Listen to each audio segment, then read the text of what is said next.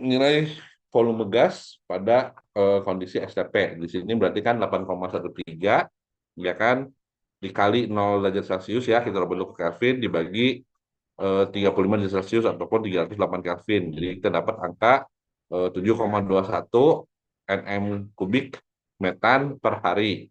Dan ingat kondisi volume gas pada suhu 0 pasti akan lebih kecil daripada kondisi volume gas pada suhu 35. Kenapa? Karena kan kalau semakin tinggi suhu gas itu akan memuai. Gitu kan VV-NRT. Berarti kan kalau ada kenaikan suhu tekanannya sama, N sama R-nya sama, asumsinya berarti kan ketika ada kenaikan suhu volume juga akan bertambah gitu ya.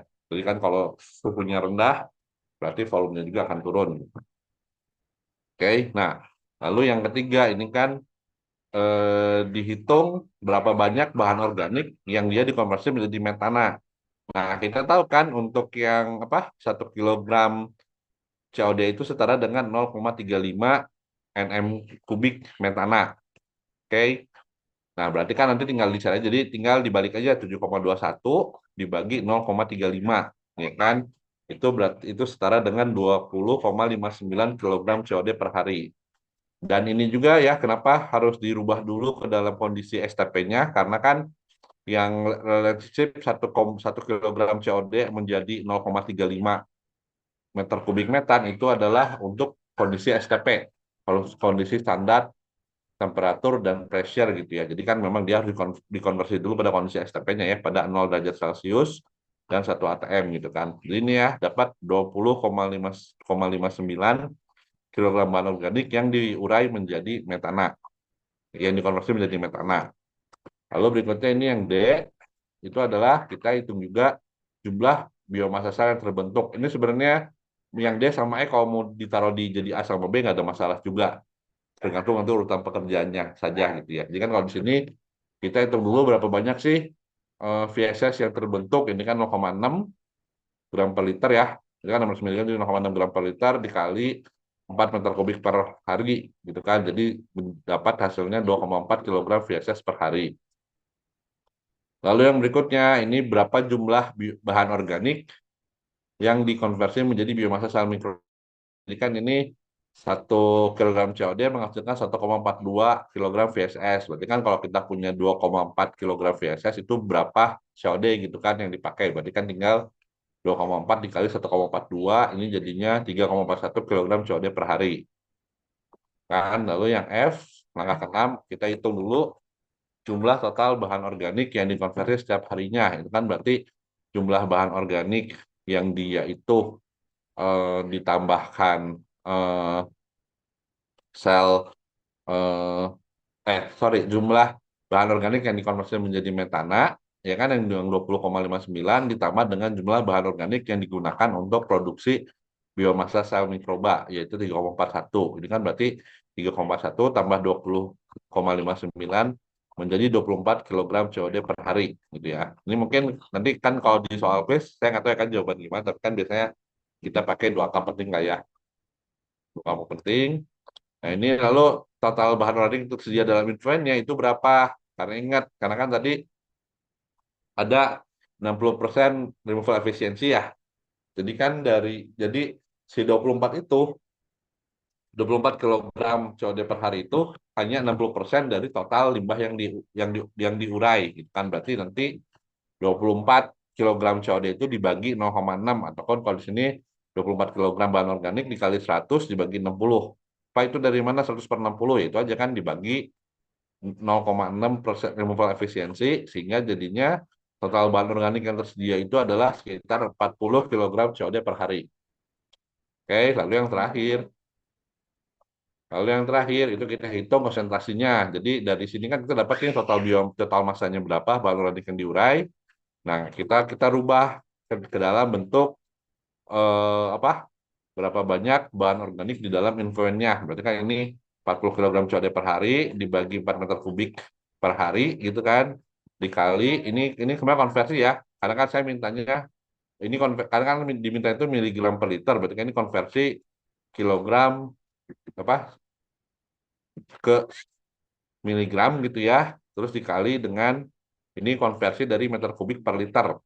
Nah, ini nanti hasil akhirnya itu adalah 10.000 miligram bahan organik per liter. Jadi untuk menghasilkan, ini saya ngeliat ini. Jadi untuk menghasilkan eh, 11,662 meter kubik biogas per hari, ya kan, dengan kondisi reaktor 4 meter kubik per hari, suhu 35 derajat Celcius, 60% removal efisiensi, dan terdapat 600 miligram per liter biomasa mikroba, itu dibutuhkan sekitar 10.000 miligram bahan organik per harinya, gitu ya.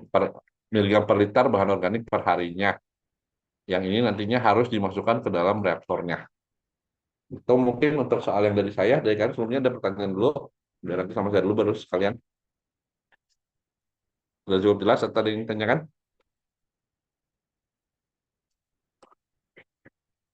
Halo?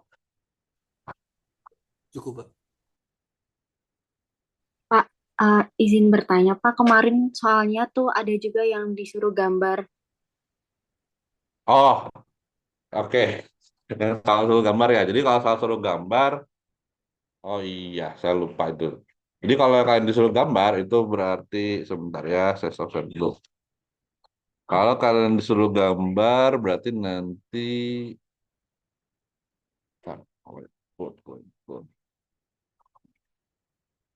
whiteboardnya kelihatan nggak?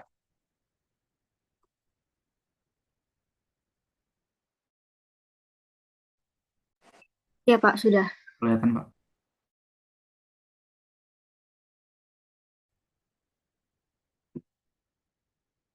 Halo, halo?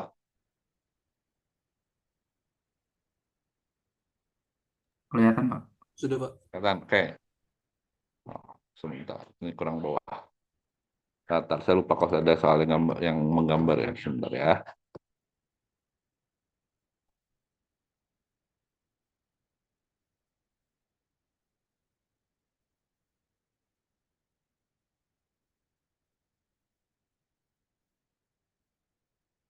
Gini lah. Kalau gambar berarti kan ini yang keluar itu kan berarti di sini harusnya eh,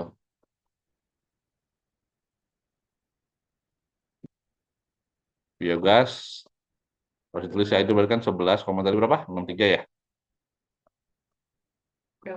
11,63 meter kubik per hari. Satu kan itu biogasnya. Lalu ini mungkin harus ditambahkan juga biogas ini dia 70%-nya metan. Oke, itu ya. Ini kan sudah diketahui. Eh, terus berarti di sini ini yang masuk ini yang keluar kan. Q out sama dengan 4 meter kubik per hari. Di sini juga sama ya. Q in sama dengan 4 meter kubik per hari juga. Terus di Q out ini kan berarti dia ada jangan out deh. Saya tadi nggak nanya sebenarnya kalau out kan, nggak ditanyain. Ada kan di sini dia ada PSS ya, kan PSS yang keluar juga berarti kan sama kayak PSS yang masuk, sama yang di dalam. PSS yang keluar tadi 600 miligram per liter kan. Tapi sebenarnya ini sebenarnya nanti kan kita bisa hitung juga sebenarnya SLT berapa, cuma kan karena saya tidak menyuruh berarti ini sebenarnya nggak usah dikerjain juga. Tapi kan nanti SLT itu tadi itu 60% ya, ya kan yang paling lebih 60% dia ada 6 sebentar dia 10.000 ada 10.000 berarti kan 6 ribunya dipakai berarti yang keluarnya itu dia 4.000 miligram COD per liter gitu kan. Nah, yang di sini berarti kan dengan data seperti ini berarti di sini harusnya yang ini kan yang penting itu SI-nya berapa kan? SI di sini berarti dia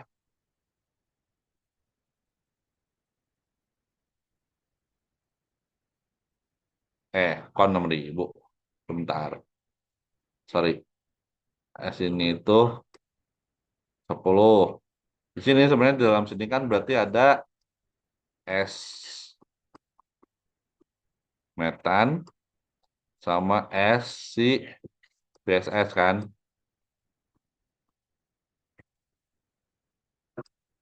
Dimana kan kalau tadi S cara ngitungnya gimana Pak yang ini tadi sama aja. Coba aja ada yang bisa ngitung nggak S buat metannya berapa kan ini harusnya total 6.000 ya. Tadi tuh berapa? Dua berapa? Yes, could be the way. Halo?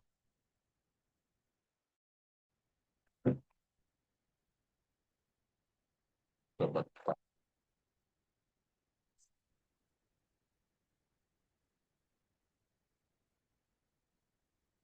Tadi itu kan berarti kalau ini sekitar 20,59 yang metan ya.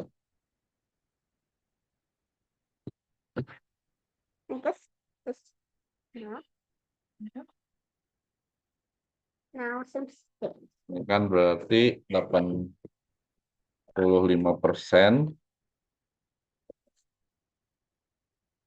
kali Because ini sekitar 5,148 miligram per liter.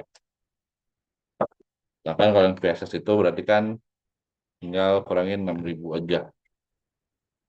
Kan berarti 852.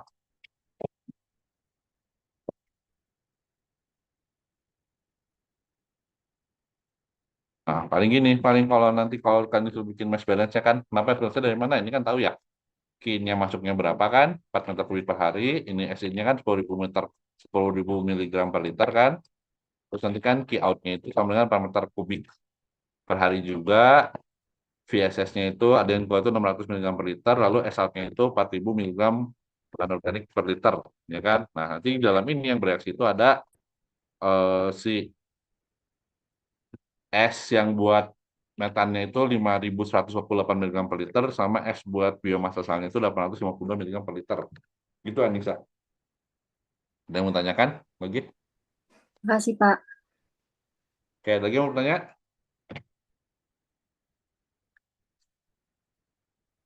Kalau tidak ada, mungkin untuk yang bagian oh ini saya bilang aja. Untuk yang anaerobic digestion kan jangan lupa juga ya. Ini kan untuk yang UAS besok tuh saya kan soalnya gabungan antara soal teori dan soal hitungan ya. Jadi dibaca aja baik-baik antara soal teori dan hitungannya, dipahami gitu ya. Biar nanti kan bisa mengikutinya dengan baik.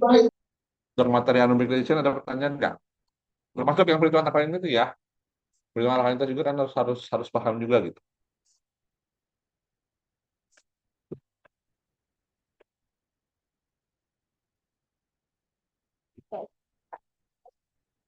Oke, kalau tidak ada, selanjutnya mungkin saya serahkan kepada Bu Sartika. Silakan Bu Sartika.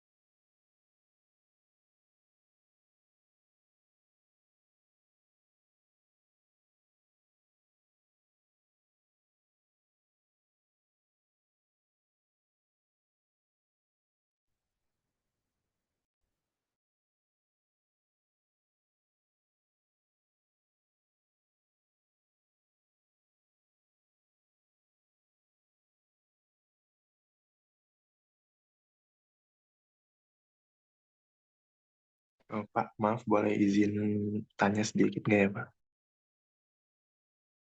Apa, kenapa? Kenapa? Mau izin tanya. Pak. Kalau Hah? tadi kan berarti di kuis yang tadi cara perhitungannya seperti dibalik ya, Pak. Kalau misalkan untuk kayak soal UAS itu tipenya mungkin hanya dua itu saja kah yang kayak perhitungan seperti yang di PPT dan cara yang itu, atau seperti kayak ada model yang lain ya Pak buat dipelajari gitu. Pasti. Lihat aja besok lah kalau itu mah. Oh, oke. Masa itu cuma tuh kayak ngasih tahu cara ngejawabnya tuh. Lihat aja besok kayak gimana ya. Buat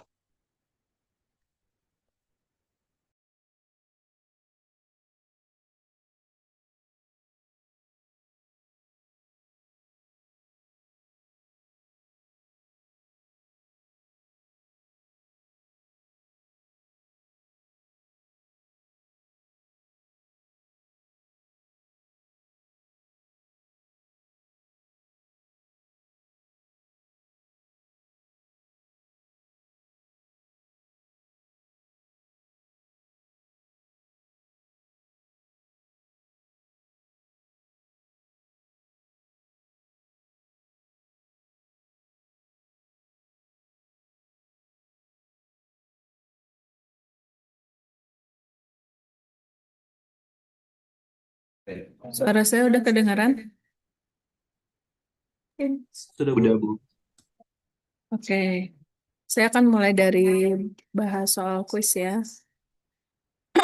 Nah, kita lihat ini soal kuis yang pertama itu ada Anda memiliki 10 ekor sapi perah gitu ya. Contohnya dengan produksi limbah 10 liter per hari per ekor, itu sudah termasuk air yang digunakan untuk membersihkan kandang. Jadi di sini ada keterangan bahwa air yang digunakan untuk membersihkan kandang masuk ke dalam jumlah produksi limbah.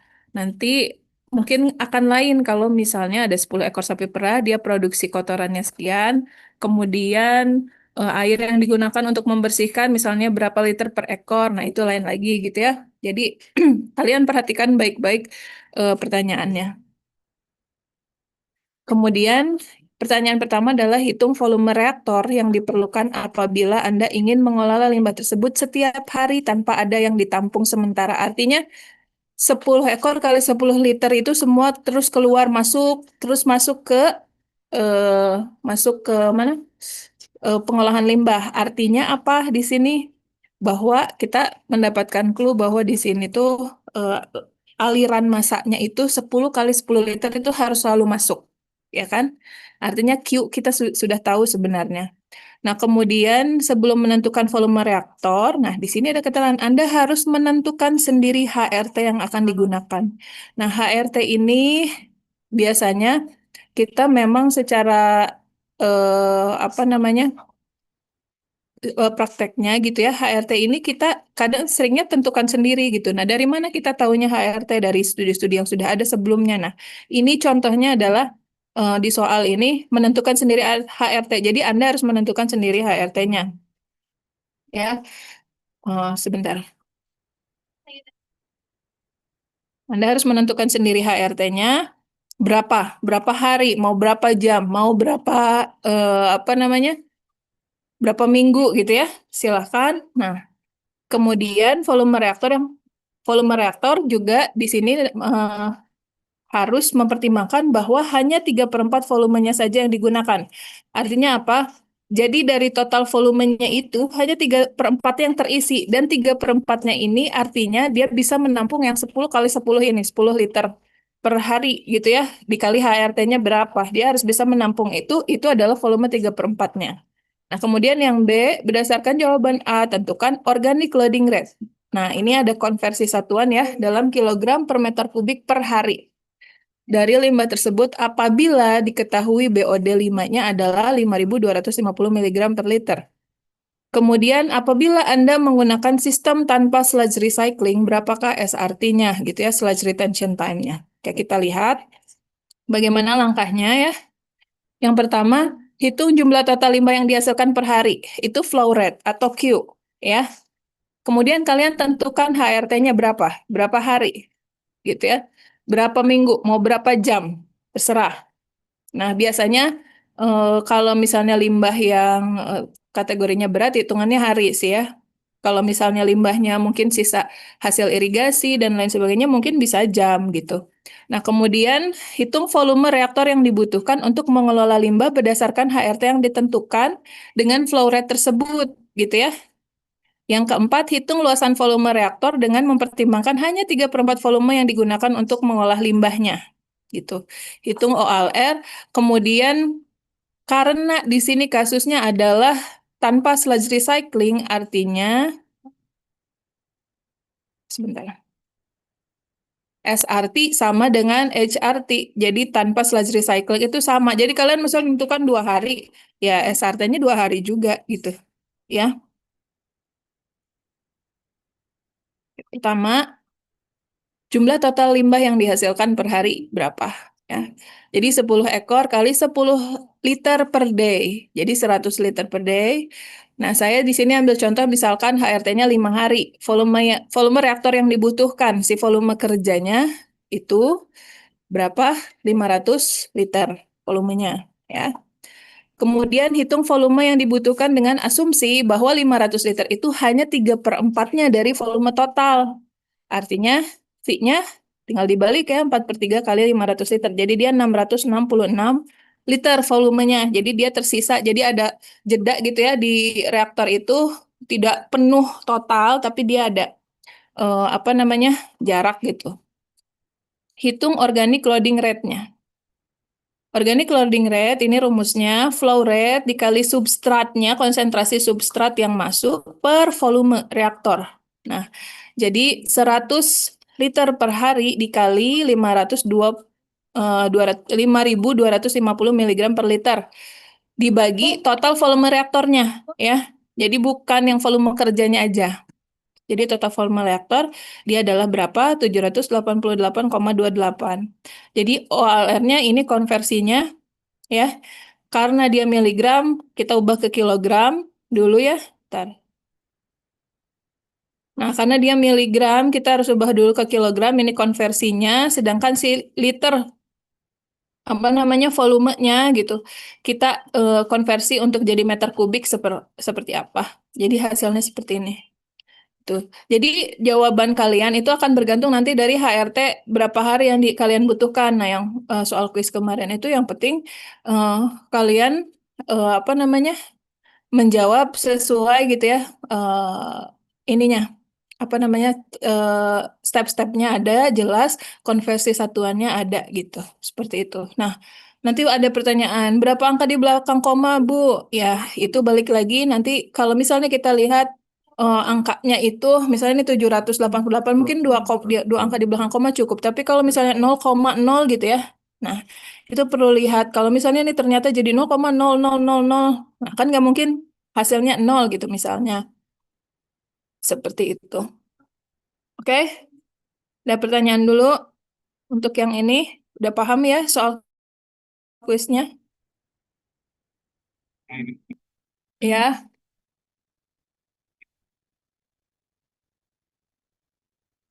Mm-mm.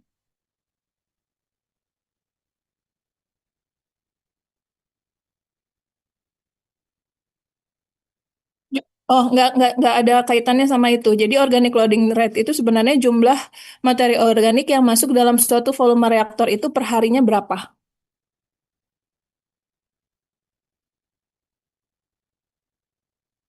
Ya, untuk menentukan volume kan nggak mungkin ya kita volume reaktor itu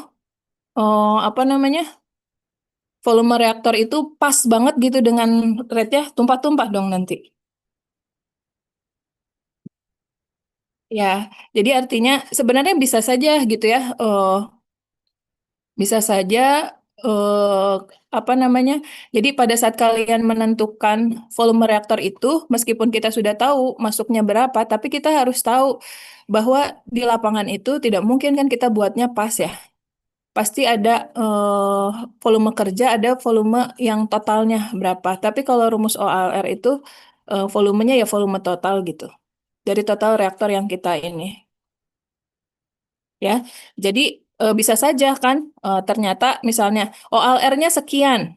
Sedangkan kalau misalnya ada pertanyaan jadi OLR-nya sekian, misalnya ditanya organic loading rate per input gitu ya, berapa? Nah, kita ketahui organic loading rate dari total volume reaktor adalah sekian. Nah, di situ nanti mungkin ada apa namanya? Diketahui gitu bahwa yang di volume dari total volume reaktor yang digunakan hanya 80%-nya saja yang digunakan gitu. Jadi kamu bisa menghitung, nah kamu harus konversi dulu ke apa namanya? Ke berapa volume reaktor yang digunakan karena itu yang benar-benar material limbahnya gitu. Kalau ya tergantung pertanyaannya. Kalau misalnya ditanyanya misalnya berapa banyak organic loading rate per volume limbah yang di treatment gitu. Gitu. Artinya itu kamu harus memikirkan misalnya tahu kan OLR-nya berapa, kemudian ada berapa persen dipakai ukuran reaktornya. Misal kalau tidak ada anggaplah sama gitu, ya.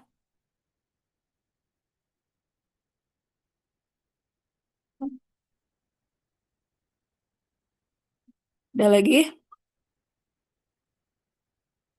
Jadi kalau saya lihat hasil kuis yang kemarin, sebagian yang saya belum tahu ya sebagian besarnya tuh segimana gitu ya. Tapi banyak yang menghitung dulu HRT-nya, sedangkan yang diminta dari soal adalah kalian tentukan sendiri dulu, ya. Nah, sebelum menentukan volume reaktor, menentukan sendiri HRT yang akan digunakan, gitu. Jadi bukan menentukan dari hitungan ya di sini, tapi tentuin dulu sendiri mau berapa HRT-nya. Gitu karena dari rumusnya aja kan kita udah tahu ya HRT itu seperti apa gitu ya. HRT volume reaktor per flow rate gitu kan.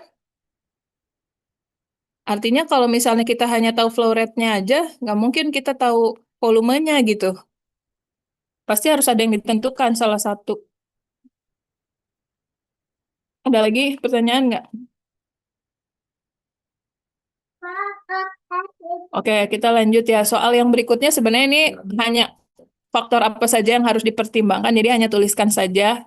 Kalau misalnya itu udah ada di slide juga ya, tapi yang penting kalian juga harus tahu nutrien ini maksudnya apa sih dari pengomposan. Kenapa dia penting? Aerasi ini buat apa? Gitu. Kenapa oksigen penting? Kenapa water content ini penting? Gitu ya. Kira-kira berapa rentangnya water content untuk apa kadar air untuk proses pengomposan? Berapa eh, nutriennya dalam bentuk apa? Apakah karbon, nitrogen, kemudian rasionya karbon dengan nitrogennya berapa, rentang maksimalnya, gitu kan? Nah, untuk faktor-faktor lainnya seperti porositas, struktur, tekstur, partikel, ukuran partikel ini sangat tergantung sekali dengan limbah yang akan digunakan. Misalnya, pertanyaannya Anda memiliki limbah dengan dia misalnya bentuknya padat gitu, bulk density-nya sangat tinggi. Sedangkan kalian tahu untuk proses pengomposan itu butuh eh, apa rongga gitu ya untuk tempat udara sehingga prosesnya bisa berjalan dengan lancar. Apakah mungkin perlu ditambahkan dengan material tertentu yang sifatnya bulking gitu ya? Atau seperti apa? Dan ini yang saya ingatkan lagi gitu ya. pH dan suhu ini sebenarnya faktor yang bisa berubah pada saat proses pengomposan. Jadi memang kadang kita, bukan ya seringnya ya, memang kita tidak menentukan pH-nya dulu di awal. Tidak. Jadi yang ditentukan di awal adalah kandungan nutrien, berapa laju aerasinya, itu berapa kadar airnya, itu ya. Nanti pH-nya itu bisa berubah sesuai dengan pola apa namanya? Dengan waktu pengomposan. Jadi dia akan berubah mungkin karena ada hidrolisis, kemudian terbentuk asam, sempat asam dulu, terus nanti lama-lama pH-nya akan mendekati normal biasanya. Nah, kemudian suhu itu berubah pada awal dia akan meningkat gitu ya. Kemudian dia akan bertahan di suhu termofilik.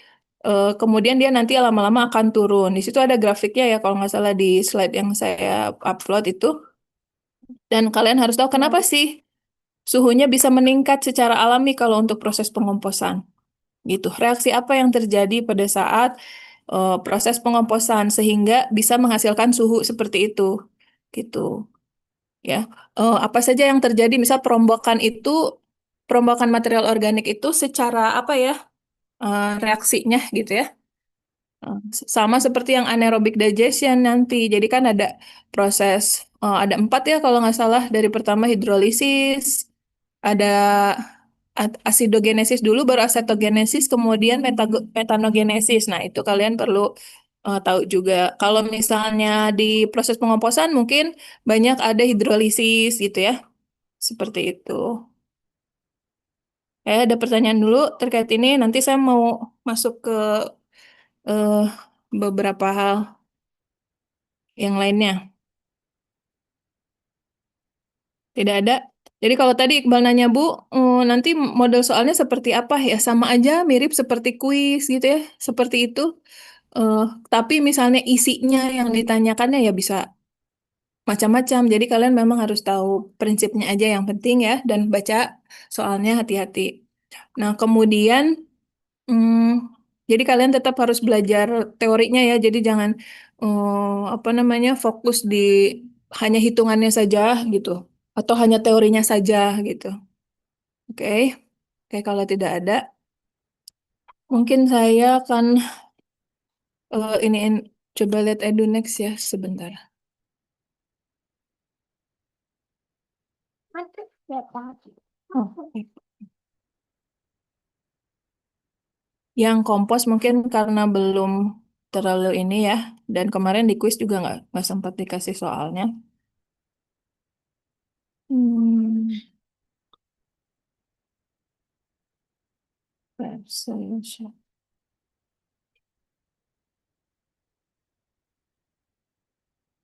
Itu ada berapa orang sih kalian? Oke. Nah, ini ya, pengomposan.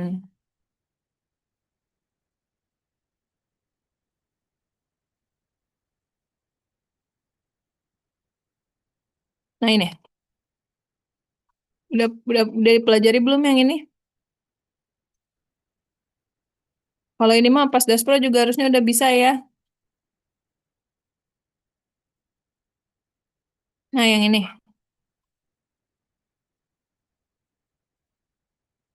Ini ada yang sudah mempelajari ini?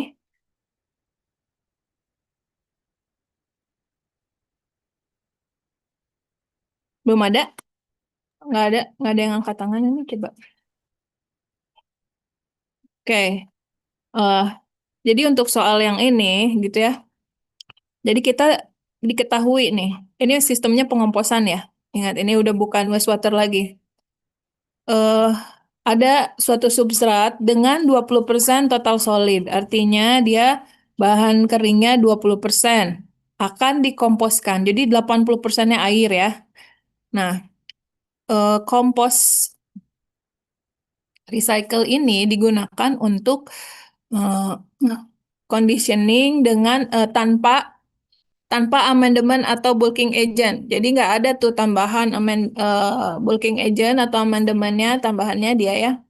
Nah, substratnya itu punya 80% volatile solid atau bahan yang terdegradasi. Artinya 80% ini dari 20% ya, dari 20%.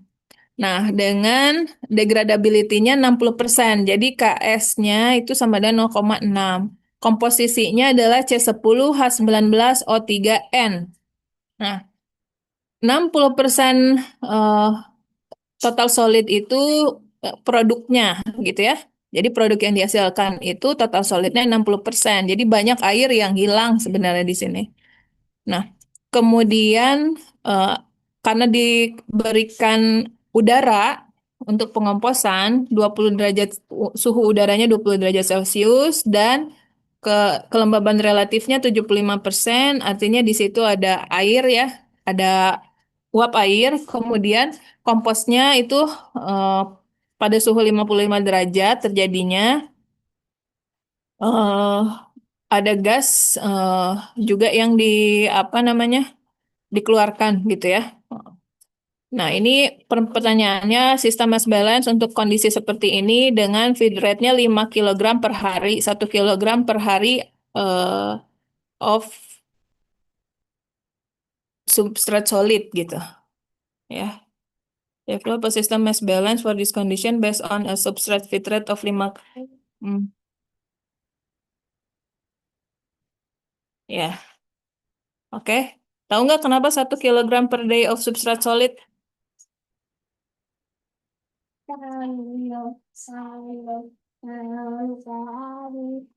Ada yang bisa jawab?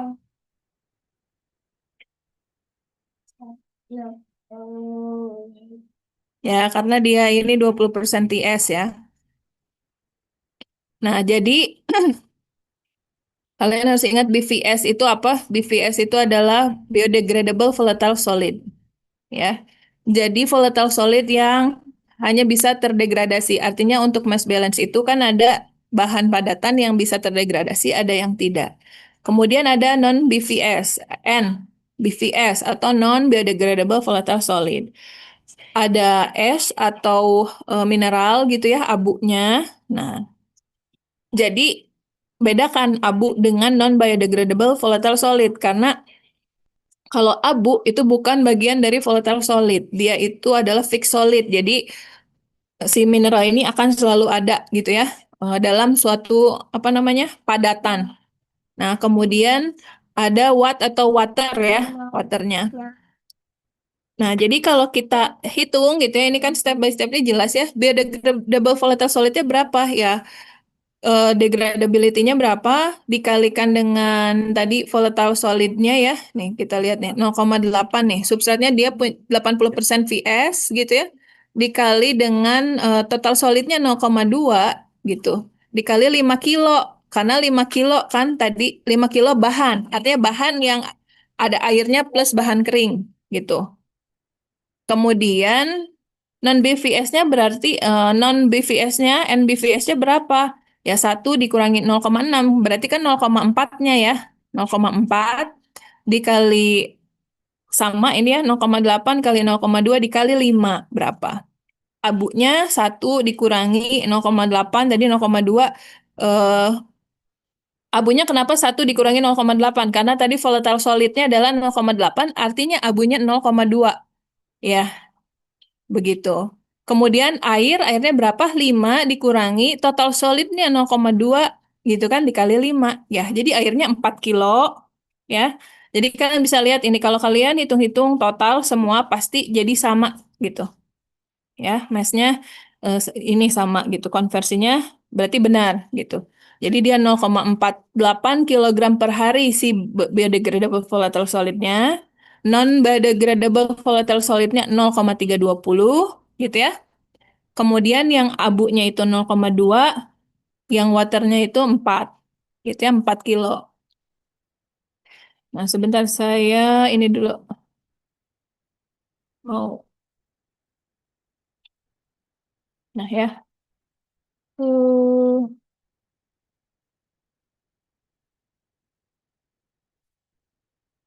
Nah,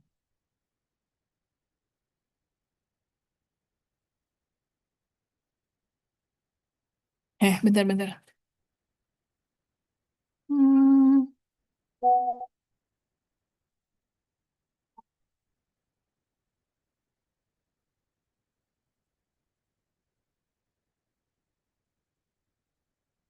hmm.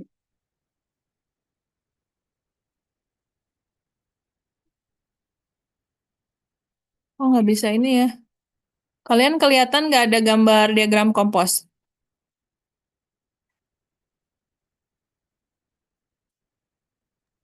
Belum, Bu. Bentar. Belum ya? Ya udah saya share screen total aja berarti. Ini ya, kelihatan kan? Sekarang kelihatan? Iya, Bu. Nah, jadi yang masuk itu kan ada BVS. Nanti kalian buatnya kalau diminta buat diagram itu BVS, ada non BVS-nya, ada S-nya, ada waternya. Kemudian ada udara kan yang diberikan pada saat proses. Jadi ada air in gitu ya, dan water vapornya in gitu. Kemudian ada yang goes out, ada water vapor yang out ya. Ada yang keluar. Kemudian nanti hasil akhir dari produknya adalah NBVS yang output, S yang output, dan water yang output. Nah, BVS-nya udah tidak ada. Asumsinya dia terdegradasi total selama proses ya. Jadi ingat di outputnya hanya ada 3 ini. Nah, eh berat kompos yang diproduksi bisa dideterminasi dengan mengasumsikan bahwa BVS-nya itu semuanya hilang dalam proses pengomposan dan sisanya hanya ada NBVS dan S saja. Sehingga NBVS out itu sama dengan NBVS. Ya, dengan S out itu sama dengan S-nya 0,2. Nih, ini kondisinya berarti yang bahan keringnya ya. Nah, jadi produk solidnya 0,52. Nah, si produk solidnya assume to be 60% total solid. Nah, jadi water komponennya berapa? Gitu ya. Water komponennya berarti kalau misalnya 0,520 520 kilogram itu dikurangi di padatannya berapa gitu ya. Kemudian dikurangi dengan intinya sih kadar air yang terkandung di produk itu berapa gitu ya kalian si Watso ini gitu ya. Jadi 0,52 per 0,6 karena 60% TS gitu ya kan kita ingin cari airnya saja jadi kurangi 0,52. Kemudian 0,347 kilogram per day. Nah, air yang diproduksi dari proses pengomposan, bagaimana mengasumsikannya dengan kalian menggunakan seperti ini. Misalnya, tadi bahannya punya formulanya C10H19O3N, ditambah oksigen karena dia prosesnya aerobik, hasilnya ada CO2, ada NH3, ada H2O, gitu ya. Nah, ini H2O-nya yang kita ingin, apa namanya, yang ingin kita eh lihat ya kita cari. Nah, jadi yang ada di produknya itu berapa ya? Per total ini ya dari molekulnya. Jadi berapa? Kemudian jadi Mas Balance kalau air tuh gimana sih? Kalau yang water in ditambah water produce sama dengan water out. Nah, jadi yang water in ini ya, watt yang dari bahan. Kalau watt V itu dari vapor gitu ya. Kemudian WATP itu yang ada di produk ya.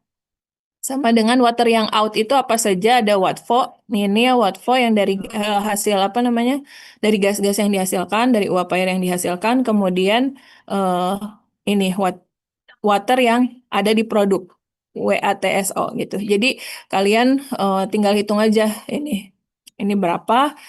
Kemudian inlet air, ini outlet gas seperti ini ya. Nah ini saya nggak bahas sampai sini sih ya. Kalau misalnya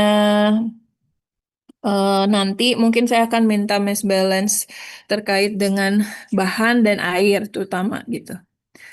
Kemudian udah itu aja untuk yang composting ya. Nah, kalian harus ingat-ingat kembali ini fase-fase pengomposan itu ada berapa fase gitu ya.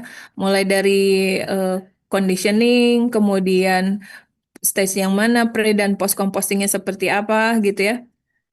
Fase peningkatan suhu itu terjadinya kapan. Nah, kemudian misalnya pada saat bedanya amendments dengan bulking agent itu apa gitu. Kemudian untuk post composting itu bisa apa, pre-treatment itu bisa apa saja contohnya gitu ya. Eh, Terus sistem-sistem mungkin yang utama intinya adalah ada yang reaktor base, ada yang non reaktor base. Ada yang alternatif menggunakan organisme seperti itu gitu ya. Nah, ini yang pasif itu seperti apa? Memang banyak sih ya kriteria dan lain-lain gitu ya. Mungkin nggak perlu dihafalin satu-satu, tapi yang penting kalian tahu secara garis besar bedanya ada apa saja gitu ya. Kalian bisa lihat pengelompokannya seperti apa. Jadi ada yang pasif gitu ya, seperti ini saja, tidak ada flow-nya, tidak digerakkan dari satu tempat ke tempat yang lainnya, ya sudah seperti ini dan sistemnya batch gitu ya. Kemudian, nah ini ada proses pembalikan. Nah biasanya kenapa sih ukurannya tingginya 1 meter, lebarnya 3 meter gitu ya? Atau ada yang bilang 1 meter, 1 meter dan lain-lain. Eh, Oke. Yang investor ini ya udah. Ini contoh-contoh saja. Vermicomposting itu seperti apa gitu ya. Cacing yang digunakan bisa apa saja.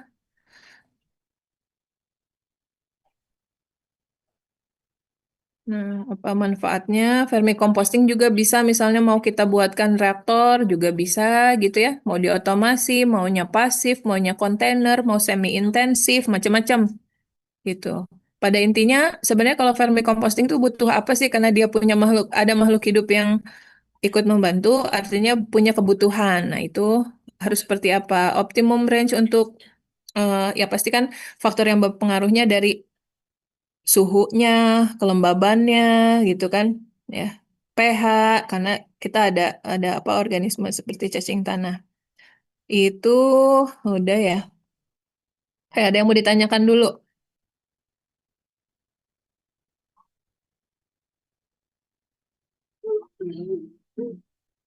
Kalau yang ini ya, kalian baca nggak sih yang Compost Engineering chapter ini?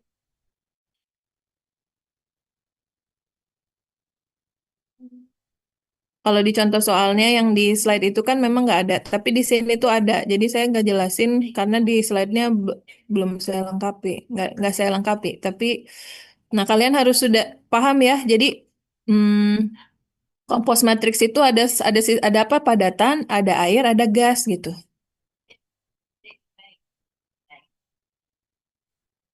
Kita lihat yang nah. Untuk rumus-rumus seperti yang ini ya nanti saya sediakan aja ya. Oh. Tapi kalian harus tahu itu singkatan-singkatannya ya. Hmm, the dry wood.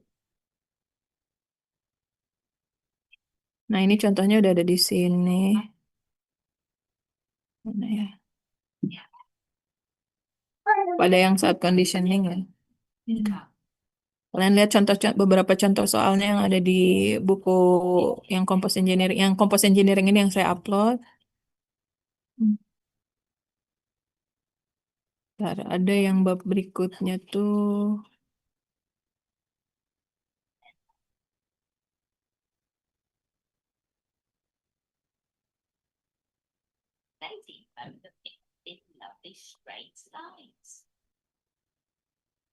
Nah ya.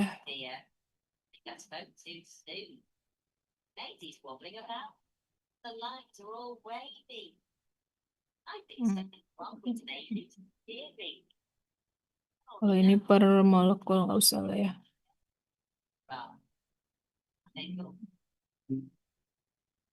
Jadi memang ada, kalau kalian ingin tahu misalnya, kalau saya harus menambahkan sesuatu enggak untuk proses pengomposan, misalnya untuk limbah-limbah tertentu yang ternyata memang defisien akan sesuatu gitu ya, misalnya perlu ada liming, perlu ada apa, karena misalnya limbahnya sangat asam dan lain-lain. Nah, kalian kebutuhannya seperti apa? Nah, ini sih untuk tambahan informasi aja ya ke kalian kalau misalnya ingin buat kompos seperti itu. Nah, ini yang bab ini nih. Yang ada mass balance-nya ya. Bentar. Hmm.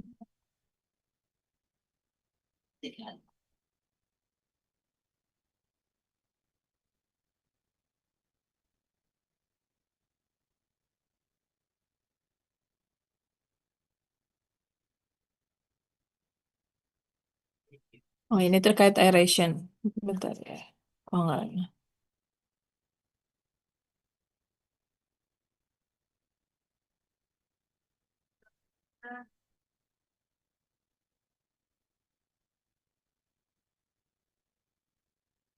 Ya, jadi sebenarnya untuk yang apa namanya?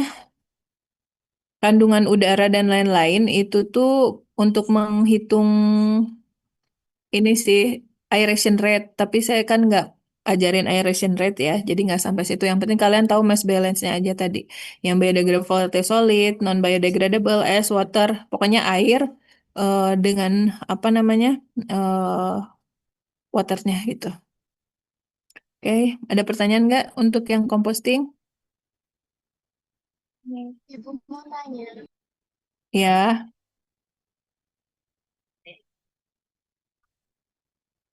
mau nanya sok apa? Kalau buat hitungan yang tadi kan ada watt per min, watt V-nya ya, Bu. Mm-mm. Nah, itu kalau dimasukin ke mass balance-nya jadi gimana, Bu? Apa Dia nggak bakal dimasukin angkanya di mass balance-nya. Nih, yang ini nih ya, bentar.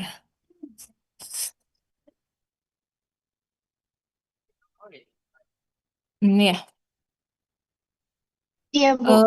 Ini kan ada angkanya, kan kita bisa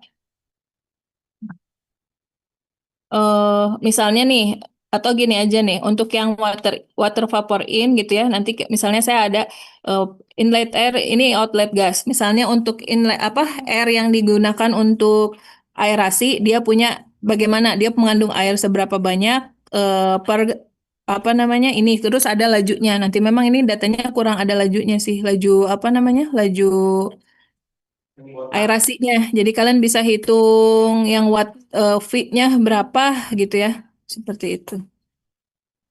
Yang masuk ke in-nya berapa. Berarti ada nanti Tapi bakal kalau di dikasih sini itu apa? memang ya kalau misalnya memang ada pertanyaan itu ya saya kasih itu gitu kan nggak mungkin bisa ngitung itu kalau nggak ada apa namanya diketahui apa namanya air conditionnya itu seperti apa, berapa lajunya gitu kan, berapa banyak per jam, per hari berapa banyak itu kan nggak bisa ngitung ya si watt V. Nah tapi di sini kan hanya watt watt WATVO dikurangi WATVI aja gitu ya, karena kita nggak ngitung watt V sama apa namanya yang ininya. Jadi kita hanya tahu dia sekian gitu, tapi berapanya di watt V atau di watt V belum tahu kan itu. Nah, jadi kalau misalnya kalian tahu, nanti kan misalnya ada tambahan informasi. Nah, ini perlu ada tambahan informasi. Misalnya untuk yang apa? Untuk yang in itu lajunya berapa per hari, gitu kan? Dengan kondisi air, kondisi udara sekian dry air, sekian water, gitu kan? Kalian bisa hitung kan sebenarnya, ya. Nanti kalau ketahuan watt V-nya, kalian bisa hitung watt V dari sini, ya kan?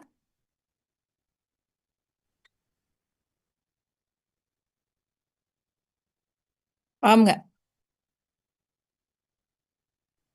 Ini perlu ada tambahan ini sih, informasi.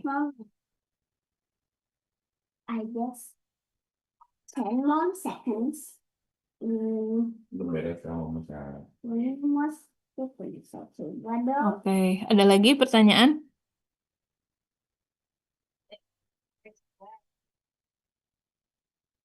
Nah, kalau diary sama degaso ini kan yang dry air-nya, yang out ini yang dry air-nya, ya.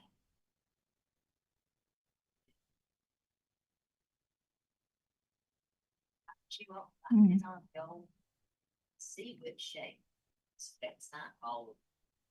Oke, ada lagi pertanyaan?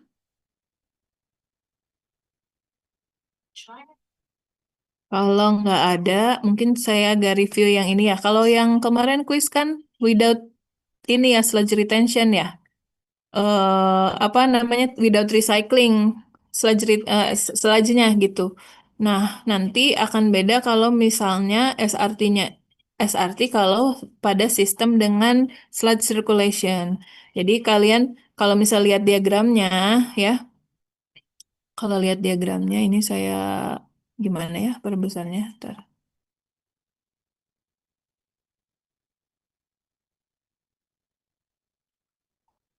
Nah, kalian harus tahu ya apa itu aerobic suspended growth process, activated sludge itu apa. Biasanya Pak komponen komponennya itu ada apa saja ya. Kemudian bedanya aerasi dengan mixing itu apa? Hmm.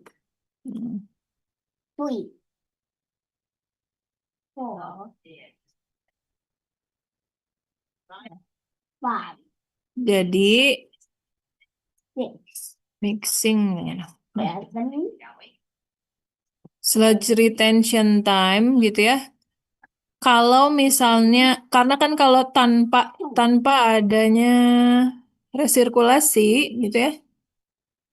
Hmm.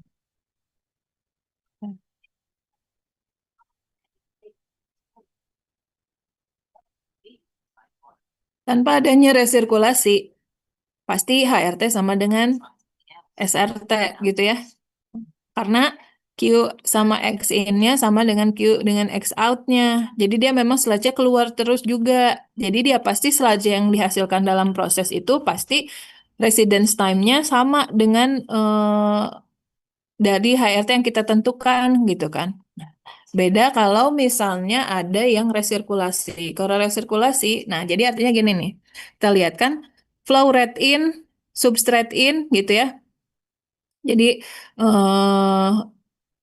X ini adalah sludge concentration in X out ya. Nah, ada substrat mana? Bentar. Nah, X ini ya, sludge-nya ya, X in, S in, substrate in masuk gitu ya. Nah, kemudian dari yang clarifier-nya ini, itu ada yang keluar, tapi ada sebagian yang masuk ke sini. Jadi dia ada flow rate-nya kan, makanya ada QR, ada XR-nya ini, gitu ya. Nah, dia masuk ke sebelah sini.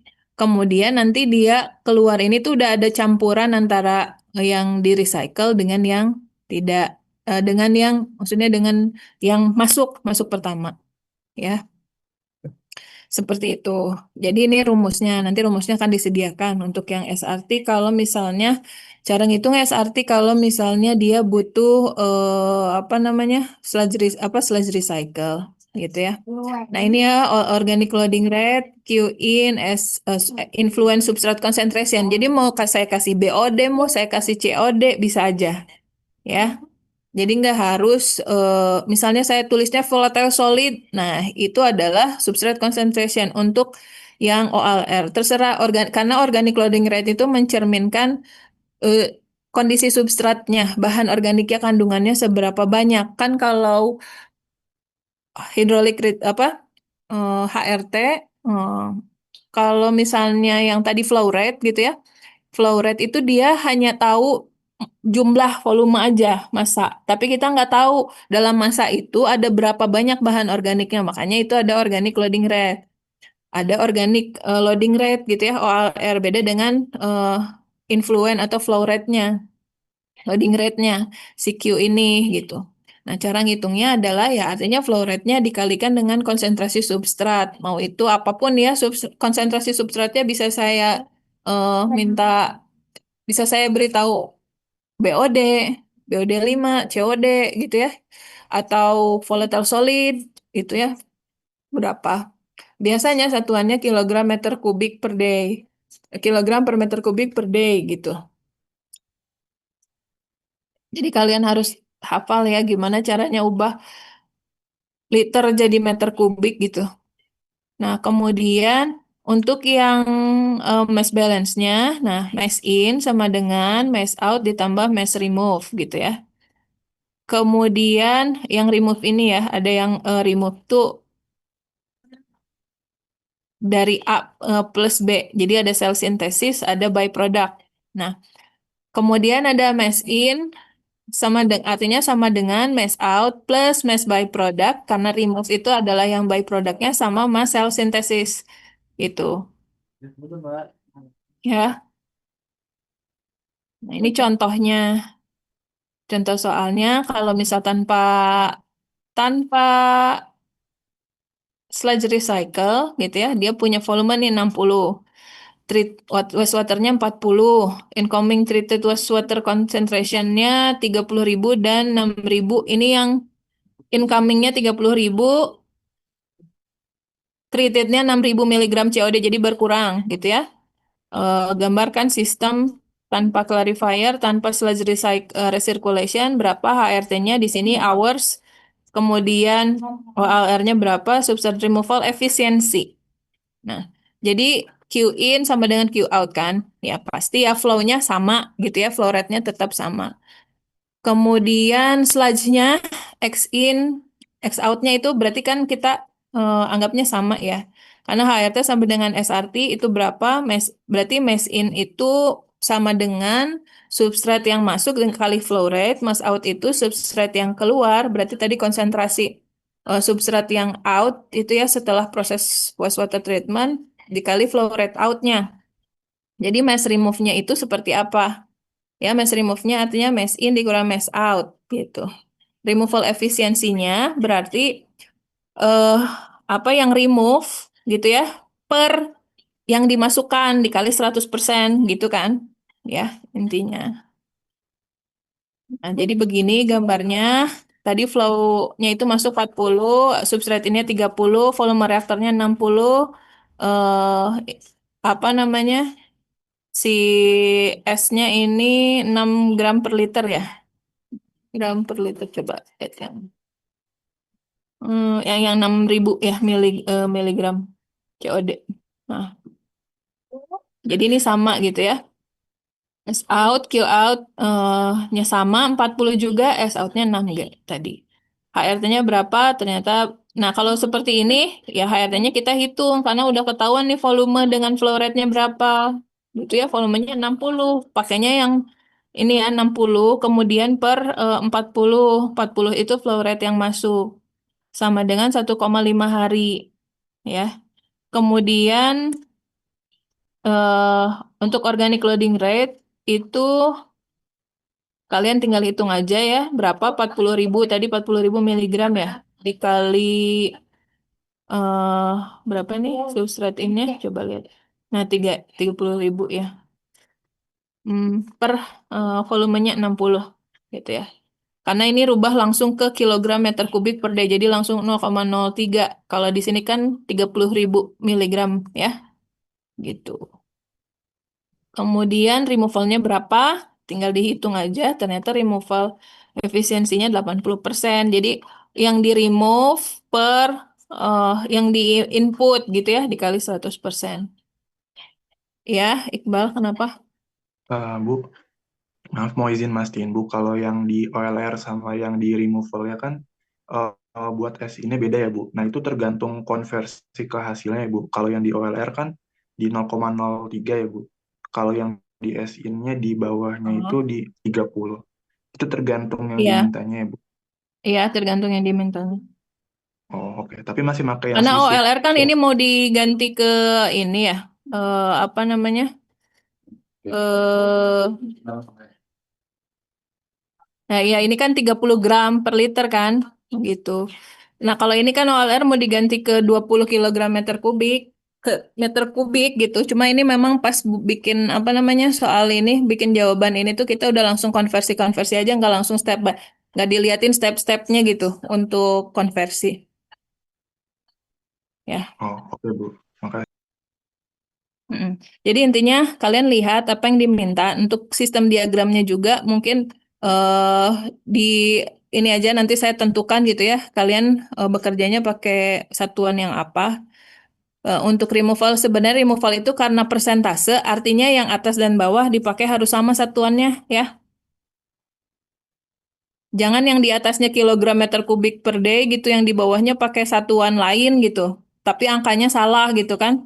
Nah, jadi kan kalau persen persen itu kan artinya satuannya harus sama ya. Oke, jelas Iqbal? Iya Bu, makasih Bu. Oke. Nah, ini untuk yang ini ya tanpa ini yang recirculation ya. Gini aja deh. Saya jelasin dulu ya.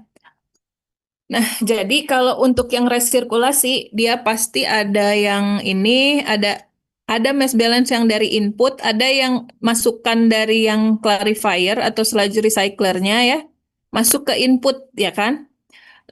Nanti ada yang keluar gitu ya. Nah, jadi ini emang agak panjang ya.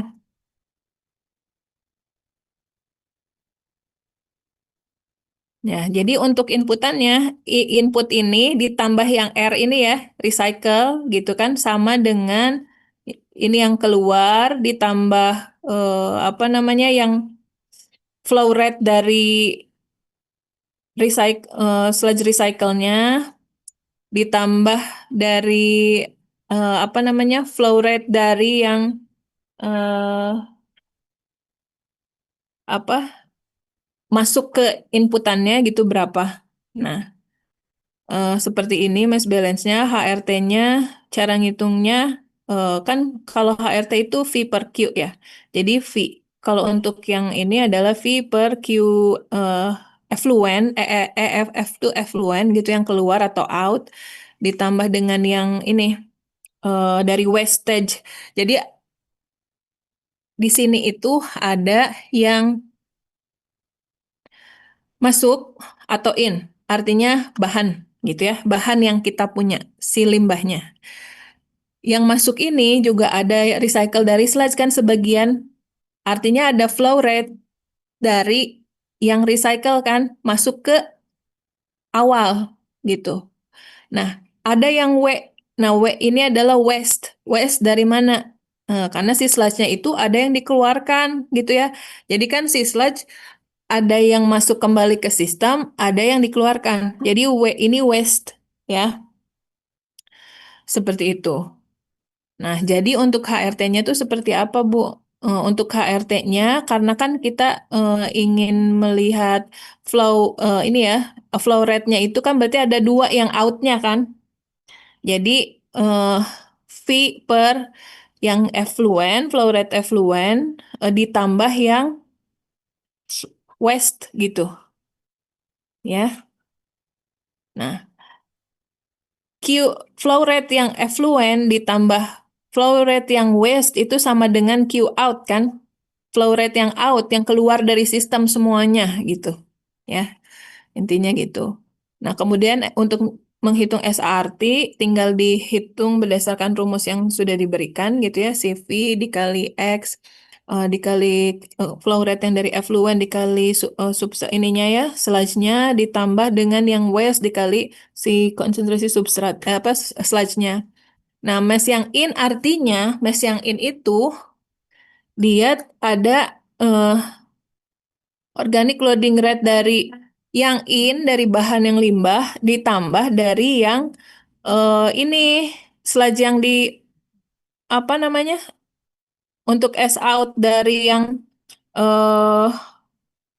sludge recycler itu dari clarifier ini dia masuk ke in kan, jadi ditambah ini mass in itu ya. Kemudian mass out-nya seperti apa? Nah, tinggal ini ya, yang keluar dari sini sistemnya mana aja. Nah, sebentar, saya. Nah, jadi untuk yang mass out-nya apa saja ya? Berarti yang out ini, gitu ya. Seperti itu. Dan out yang ini sebenarnya, tapi dia out-nya kan masuk ke dalam gitu ya. Nah, kemudian mass remove-nya seperti apa? Nah, kalau mass remove kan sama saja ya, mass in dikurangin mass out. Kalian harus definisikan yang in-nya apa saja, yang out-nya apa saja. Seperti itu. Yang remove-nya berarti mass in itu apa kali apa, dikurangi yang out-nya apa kali apa ditambah ini ya, S out dikali Q effluent, S out dikali Q yang dari waste sama dengan apa namanya, S in dikali flow rate yang in dikurangin S out kali Q out. Removal efisiensinya mah sama. Mass in dikurangi mass out per mass in intinya. Jadi kalian memang harus tentukan dulu mass in sama mass outnya berapa. Tapi mass outnya ini dihitungnya ya agak beda ya kalau yang ada sludge recycle dengan yang tidak. Jadi seperti ini diagramnya gitu ya. Karena kan yang dikeluarkan juga dia pasti punya konsentrasinya berapa gitu ya. Flow rate-nya berapa? Pasti punya flow rate-nya juga gitu. 50 gram per liter misalnya di sini. Jadi masuknya 25 meter kubik per day. Ini masih X-in-nya dia 0 gram per liter gitu ya. Karena dia dari substrat yang kita apa namanya masukkan. Nah, untuk yang ini dari recycler dari clarifier dia 50 gram per liter. Ini volumenya berapa? X-nya di sini 25 itu yang 25 gram per liter ya. Di sini 25 bentar ya. Saya lihat soalnya dulu. Nah, jadi yang disebut sludge itu kan MLSS ya. Jadi yang inletnya itu ada berapa? Dia 0. Main reaktor itu adalah 25 gram per liter. Untuk yang wasted sludge-nya adalah 50 gram per liter dan outletnya itu dia 2500 mg per liter. atau 2,5 gram ya. 2,5 gram. Ya, 2,5 gram per liter. Ini 2,5 gram per liter, dia yang keluarnya ya. Untuk yang ini kan X itu kan si sludge-nya ya. Ini 0, kemudian X-nya 25, yang ada di reaktor 25, kemudian untuk yang di wasted gitu ya, sama yang recycle, W-nya wasted, R-nya recycle itu sama 50 gram per liter karena dari proses pengendapan gitu. Nah, jadi HRT-nya berapa? Eh, volume totalnya berapa nih? 75 ya. 75 per masuknya dia 25 sama dengan 3 hari. Untuk SRT-nya bagaimana? SRT-nya berarti 7, ini volume reaktor ya. Di sini memang nggak ada satuannya, tapi nanti kalian cek lagi aja. Ini sama sih harusnya.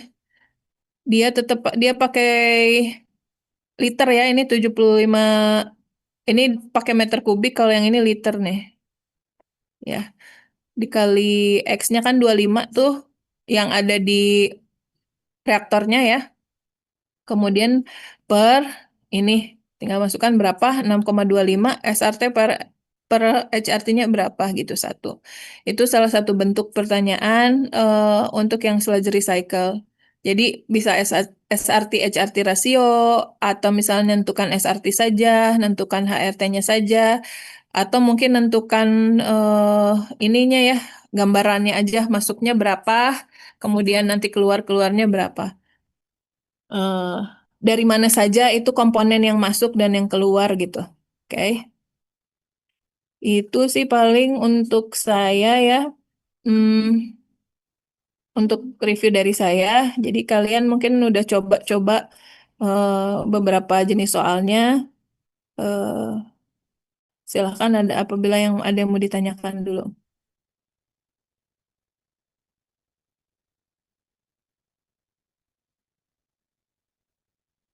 Kalian besok pagi-pagi ada ujian nggak? Ada, Bu. Ya, kalian pagi-pagi ada ujian nggak sebelum ini ujian ini? Aku ada, Bu. Nggak ada. Oh ya udah, saya paling di kampus tuh sekitar jam 9-an Sebagian kali ya. sebagian ada, Ya? Bu. Oh, Sebagian sebagian ada ada. ujian Ya, ya. saya di kampus tuh jam 9-an. Kalau memang masih ada yang belum ngerti, boleh masih ditanyakan kalau sebelum sebelum ini ya, sebelum ujian pokoknya. Ibu izin tanya lagi, Bu.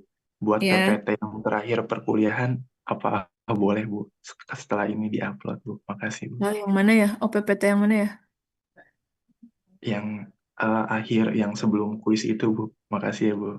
Yang sebelum kuis, Parian. Yang sebelum kuis PPT-nya yang mana? Nanti, Bu. Oh iya, Nanti. iya nanti. Iya, makasih, Bu. Oh iya nanti sehari ini di-upload sama bagian biogas kan ya? Yang kedua. Iya, betul. Ya, ya. Nanti. Kita belum. Oke, ada lagi?